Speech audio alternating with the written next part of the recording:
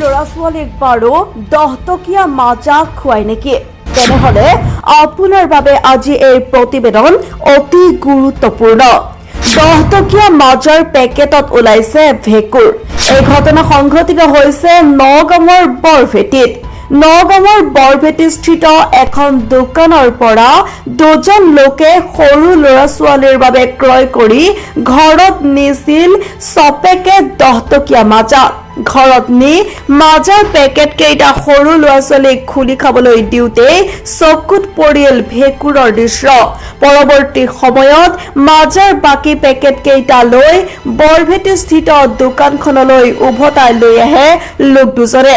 দোকানত মাজাৰ পেকেট কেইটা আনি দোকানীক ঘটনাৰ বিষয়ে জনোৱাৰ লগতে সাংবাদিকৰ কেমেৰাৰ আগত বাকী মাজাৰ পেকেট কেইটা খোলোতে পেকেট কেইটাতো দেখা পোৱা যায় এনেদৰে ভেঁকুৰৰ দৃশ্য।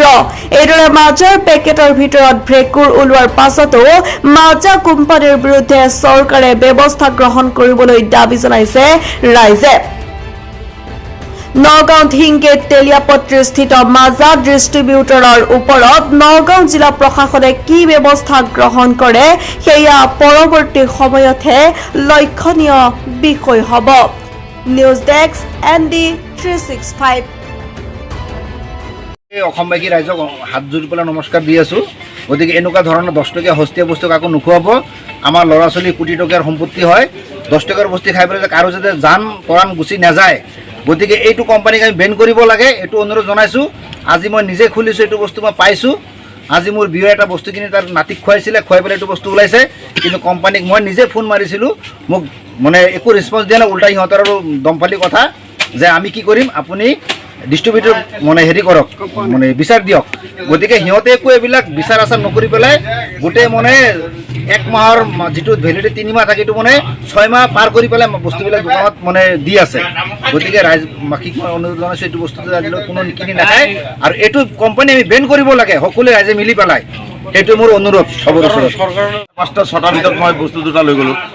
কি নিছিলে? এই মাজা 10 টকীয়া মাজা। 10 টকীয়া মাজা। তাৰপিছত নিওঁতে যেতিয়া মই নাতি দুটাক দিলোঁ খুলি পেলাই, নাতিটো খাওঁতে ডাইৰেক্ট তাৰ পৰা জিন্দা এটা কেঁচু নিচিনা পেলু নিচিনা ওলাই গ'ল। চাই পেলাই ভয় খাই গ'ল। তাৰপিছত মই ৰিটাৰ্ণ এইটো লৈ আহিলোঁ দোকানীক। তাৰপিছত ইয়াত দোকানত আনি ফালিলোঁ, ফালি পেলাই তাৰপিছত চালে সঁচা এইটো ওলাইছে, কিন্তু কোনো ভেঁকুৰ নহয়, কিন্তু জিন্দা এটা কেঁচু নিচিনা বস্তু তাত পয়দা হৈ গৈছে। যেনেকুৱা এটা ধৰা দামী ৰং হৈ হওক 2000-3000 টকা লিটাৰৰ, খোলাৰ পিছত তাত বেলেগ কেমিকেল থাকে, কিন্তু কেমিকেল থকাৰ পিছত 6 মাহৰ পিছত তাক যদি খোলা হয় তাত পূৰা কিৰা হৈ যায়গৈ জিন্দা। চেম তেনেকুৱা সেই বস্তুটো হৈছে। এইটো খালেতো মৰি যাব মানুহ।